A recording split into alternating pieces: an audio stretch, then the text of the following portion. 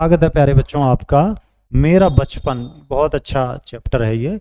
हमारा घर कोलकाता शहर के एक मोहल्ले में था। मोहल्ले के सभी घरों की छतें बड़ी बड़ी थी। हर घर के आगे पीछे खुले खुले बरामदे थे। उन दिनों तरह तरह की चिड़ियां पालने का बहुत रिवाज था। हर घर के बरामदों छतों पर पिंजरे लटकते दिखाई देते थे। यह शौक मेरी मजली भाभी को भी था। घर के शोरगुल के बीच मुझे जब भी पिंजरे में बंद पंछी की आवाज़ सुनाई देती तो मेरा मन दुखी हो जाता। जो पिंजरे में पक्षी रहते थे, मेरा मन क्या हो जाता, दुखी।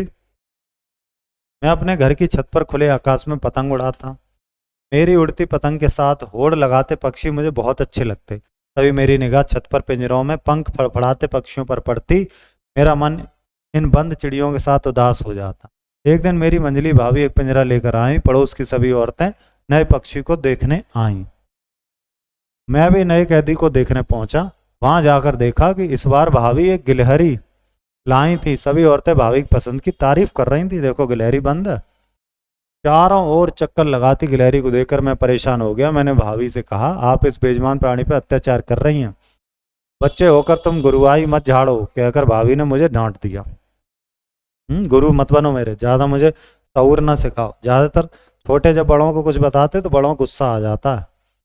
आखिर जब मुझसे रहा न गया, तब एक दिन मैंने गिलहरी दूसरे बंद पंछियों के पिंजरे खोलकर उन्हें आज़ाद कर दिया। इसके लिए मुझे मजली भाभी परिवार के बड़ों से बहुत डांट सुननी पड़ी, पर मैं चुपचाप सह गया। पिंजरों बंद प्राणियों को आज़ाद करके मैं प्रसन्न था। डांट झेल ली लेकिन इनकी जान बचा ली। रिवाज यानी कि प्रचलन, मंजली मतलब बीच वाली, पंछी यानी कि पक्षी, निगाह दृष्टि, शोरगुल मतलब अस्पष्ट बातचीत की आवाज ध्वनि, तारीफ यानी कि प्रशंसा। देखते हैं पक्षियों को पालने का शौक किसे था। मजली भाभी को ही तो था। मजली भाभी देखा अपने घर की खुली छत पे क्या कर रहा था, पतंग उड़ाता था। गिलहरी और दूसरे वन पक्षियों को लेखक ने क्या किया, आजाद कर दिया। हम सर के आगे पीछे, चलिए देखते हैं। हम घर के आगे पीछे खुले खुले क्या कर रहे थे, हर घर के आगे पीछे खुले खुले बरामदे थे, यहाँ बरामदे। मेरा मन इन वन चिड़ियों के साथ क्या था, उदास हो जाता था। पड़ोस की सभी औरतें नए पक्षी को देखने आई। बच्चे होकर तुम क्या कर रहे हो, गुरु आई। अंजलि भाभी परिवार के बड़ों से बहुत क्या करनी पड़ी, डांट सुननी पड़ी। मैंने सारे बता दिए कौन सा कहाँ भरा जाएगा। मोहल्ले के सभी घरों की छतें बड़ी बड़ी थी कुछ की थी कुछ की नहीं। शौक मेरी बड़ी भाभी को भी था। कौन सा शौक, पता नहीं। मैं भी एक कैदी को देखने पहुंचा। एक दिन मेरी मंजली भाभी भालू लेके आई, नहीं गिलहरी। गिलहरी देखकर मैं परेशान हो गया। हाँ, बहुवचन बनाते, घर तो घरों, छत छतों, चिड़िया चिड़िया, पिंजरा पिंजरे, पक्षी पक्षियों, औरत औरतें, पतंग पतंगें, प्राणी प्राणियों। ये मैंने बना दिए सभी के बहुवचन। क्या बना दिए सभी के बहुवचन। अब दूसरी एक्सरसाइज देखते हैं। दो पर्यायवाची, घर यानी कि गृह, भवन, आकाश यानी कि अंबर यानी कि आसमान, मन यानी कि चित्त। मन कहते नहीं, मेरा मन नहीं है, चित्त मन। और मन का क्या हो सकता है, ये आपको टीचर की हेल्प से करना। नया यानी कि नवीन, और नूतन, ये हो गए पर्यायवाची। अब विलोम शब्द, प्रसन्न का दुख, दुखी हो गया।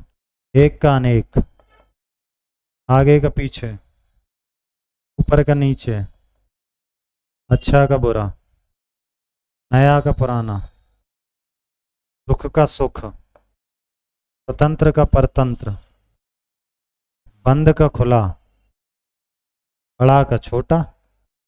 ये क्या हो गए, सभी इनके विलोम शब्द हो गए।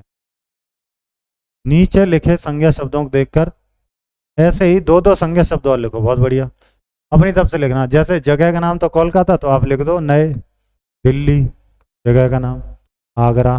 ठीक है, दो संज्ञा शब्द हो गए। गिलहरी प्राणी का नाम आप भी लिख दो, कबूतर, मोर, जो चाहे वो लिख सकते हो। पिंजरा वस्तु का नाम तो आप लिख दो, बक्सा, कलम, ये भी क्या है, वस्तु ही है।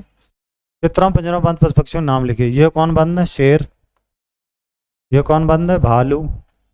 ये कौन बंद है? बंदर। लिख लोगे ना आप लोग देख करके। ये कौन है? कबूतर। ये कौन है? चिड़िया। अलग अलग हैं सभी।